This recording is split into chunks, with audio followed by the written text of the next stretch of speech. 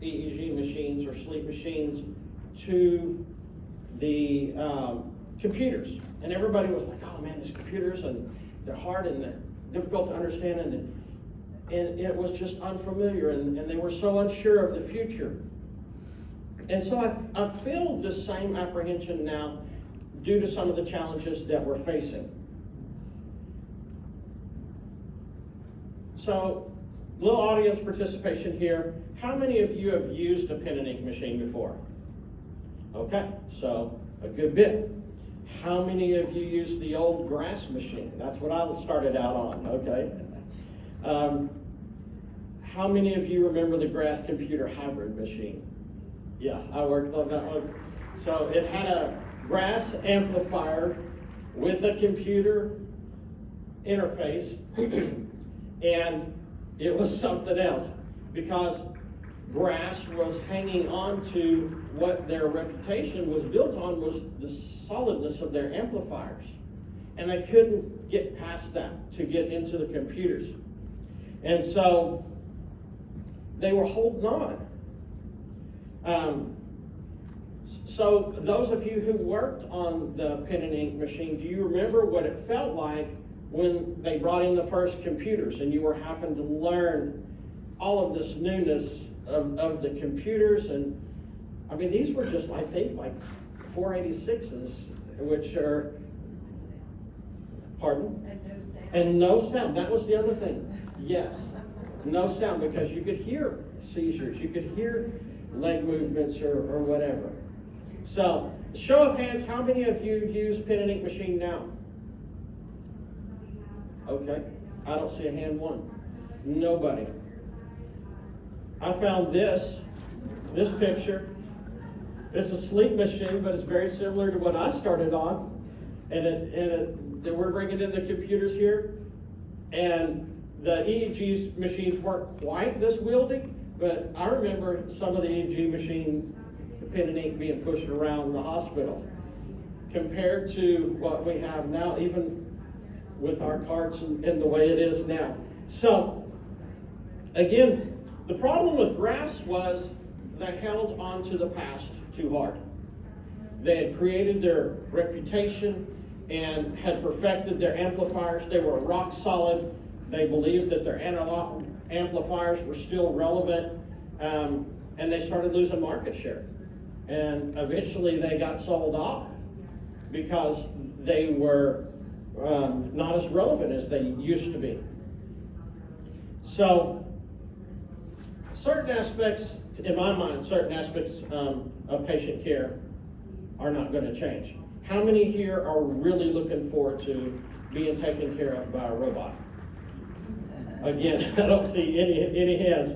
So people always crave the human touch and interaction. A lot of the speeches and lectures we've heard are talking about connectivity, or talking about what makes us, be happy or connected to somebody, or part of a team, or part of an institution, or part of a vision. We all crave the human touch and interaction. As a technologist, there are certain things that are required of us to be really good that AI technology is just not there yet. We hear what cannot, what's really not being said a lot of times. I'll give you an example. In the EMU, we had a young man come in. He's about 15 years old, and he had epilepsy. We're trying to figure out what the epilepsy is.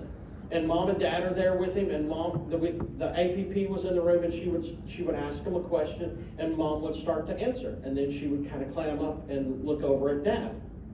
And I'm sitting behind the bed, putting the wires on, and I'm like, okay, they're like, there's something going on here. There's a different dynamic. And sure enough, finished up and left out when started the study. The APP comes into the control room. She said, this is not a seizure case. We need social support in here. This kid's not going to have seizures. I don't think the kid's going to have seizures. There's other dynamics happening. And we could hear what wasn't being said. And not even 2 hours after that, he just reached up and ripped all the electrodes off. Collodion glued on his head. He just ripped them all off. And fortunately, we were able to get social services and some other people involved and get them some help. But it wasn't seizures. We could hear what wasn't being said. We could see something else going on there. So as a technologist, that's what's important for us. Our critical thinking skills, our ability to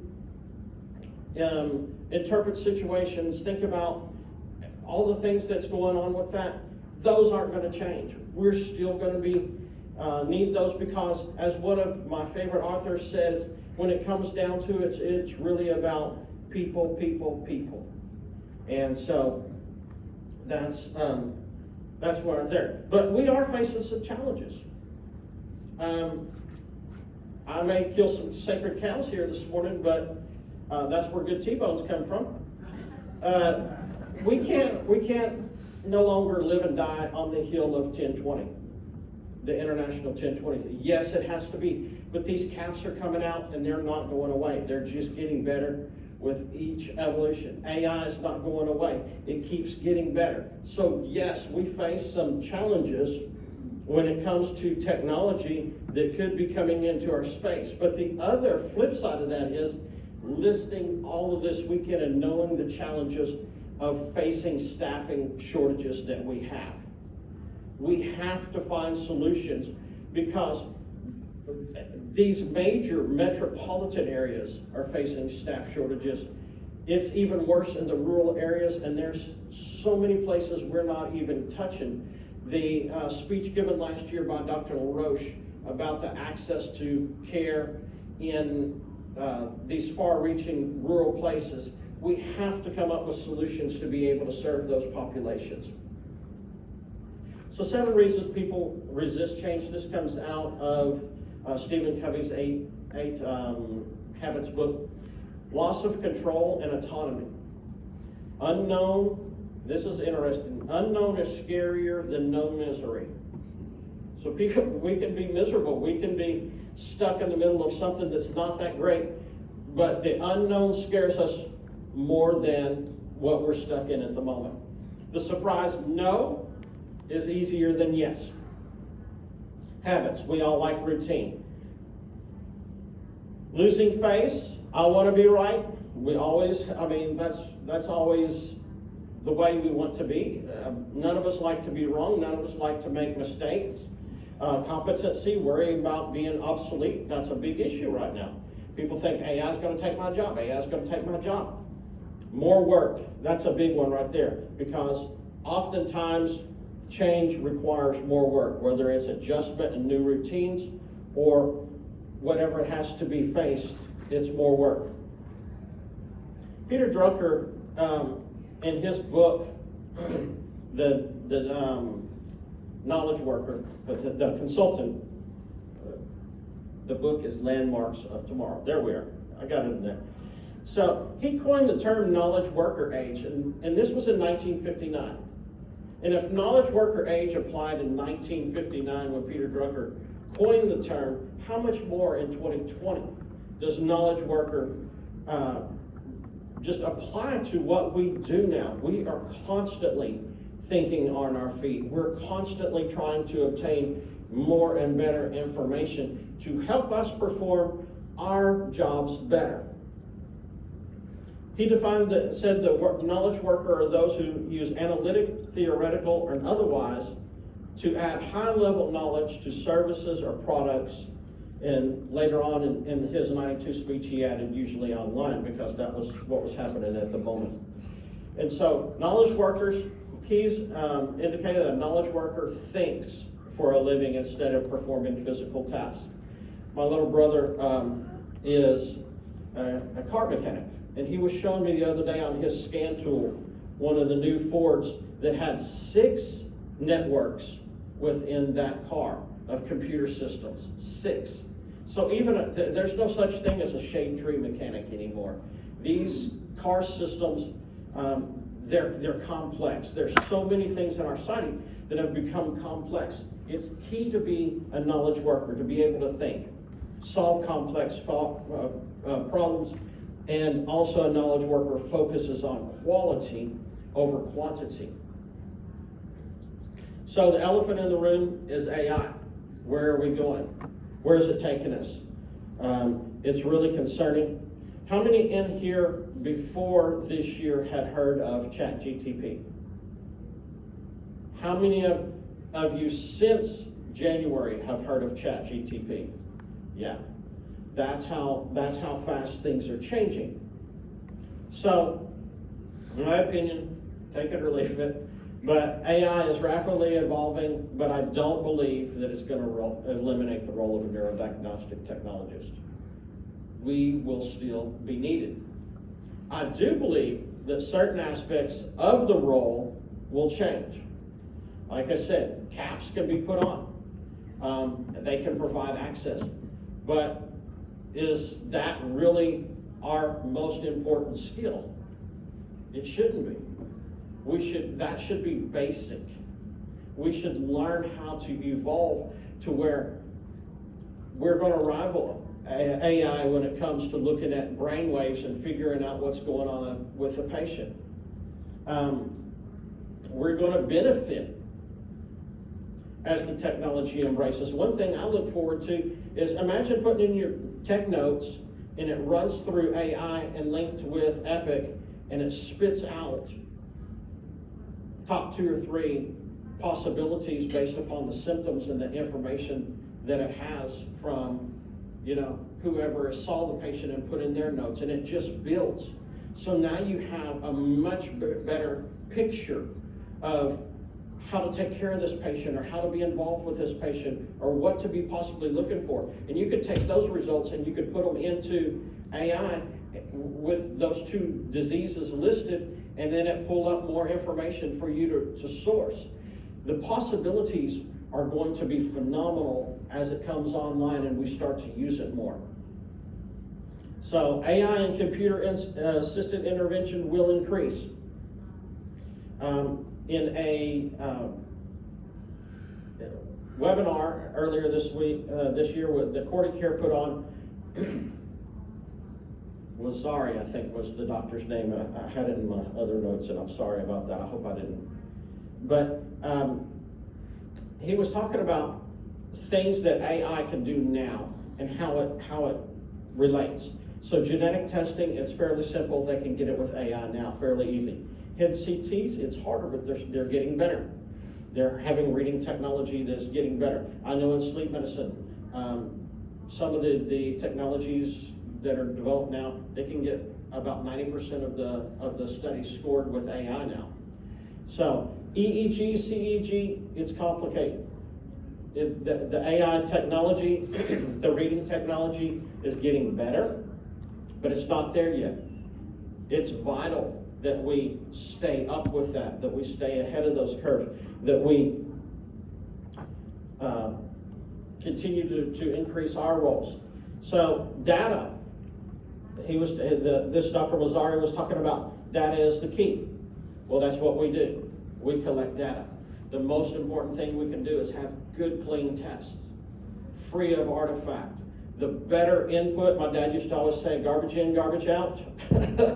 So that's the way it comes down to. The better quality data that we can gather, the better the outcomes for all involved are going to be.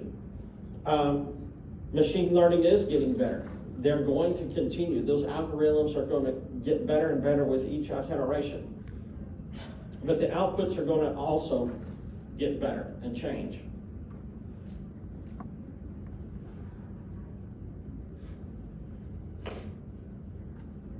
I believe the way we interact with the data will change.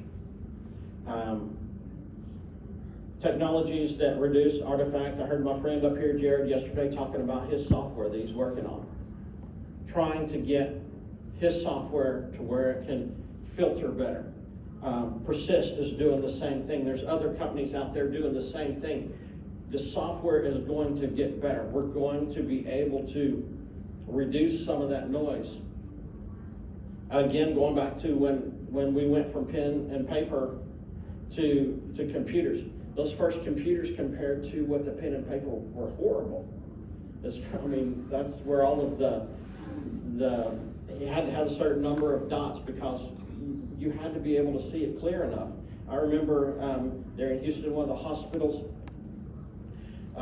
they would run all of their MSLTs on the old pen and ink machine because they're short naps. And so they still weren't trusting the computer. So for a good while, the doctors still required them to run on the pen and ink because of the clarity. So those technologies are coming. The algorithms are getting better. Better EEG analysis. Increase specificity, that's hard for you to say in the morning. Depth, efficiency, accuracy of the quantitative EEG.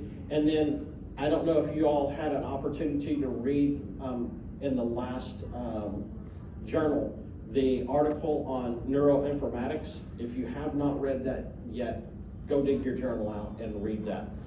That was very interesting, where they're talking about printing patterns similar to a QR code. That's how deep into the EEG they're going now. They're analyzing this past what we consider quantitative EEG to where they are printing QR code type stuff that the eye can't even see. And they're developing this. So there are new fields, new things coming online with EEG as the computers increase and the data increases. Things will get to be even better with our abilities to interact with the data. What are the keys? In my mind, continual learning and education will be critical. Things are evolving at a much faster pace now. I heard Andrew Tate the other day say that AI will make mediocre people irrelevant. And I believe there's some truth to that. We will continually have to just keeping pace with the way things are changing and evolving. It will require resilience. We will have to be resilient on our part.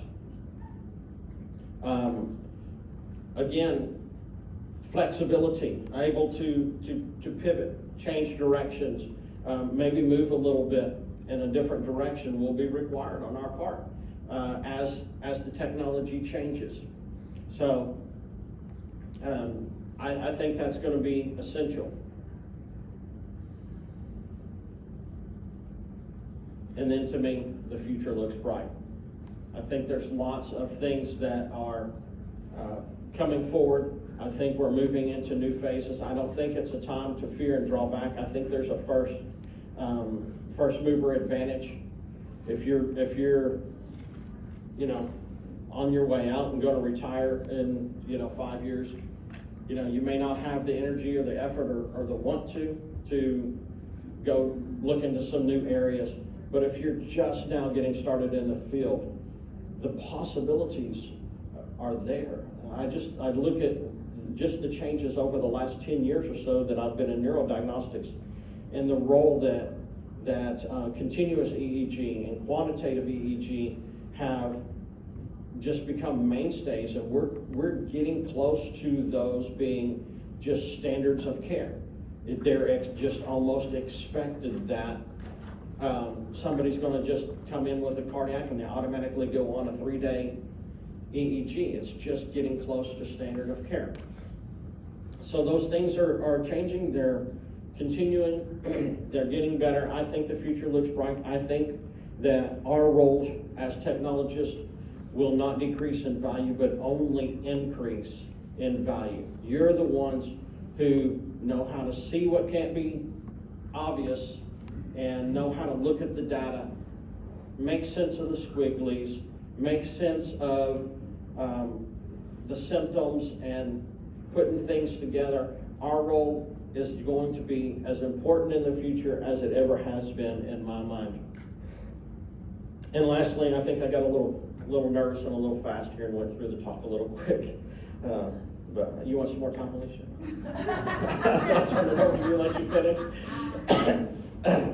But anyway, I would like to thank the two most important people in my life, my wife Patty, and my little 6-year-old daughter Anna Elena. They're the reason I do what I do and make my world go round. Patty's my logistics and travel coordinator and everything else.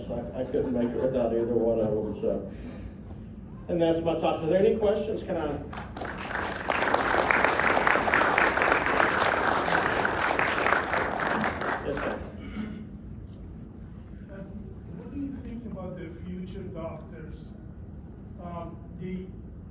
prefer the cap or traditional hookup on an EEGs? You think what they gonna avoid? What do you think? Well, I think when it comes to physicians, they want the best data possible. And so if you have a cap that can provide that good data, I don't think they're gonna care.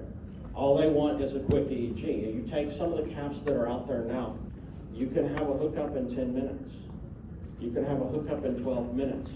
Some of the fastest EEG techs I know can get it under 15.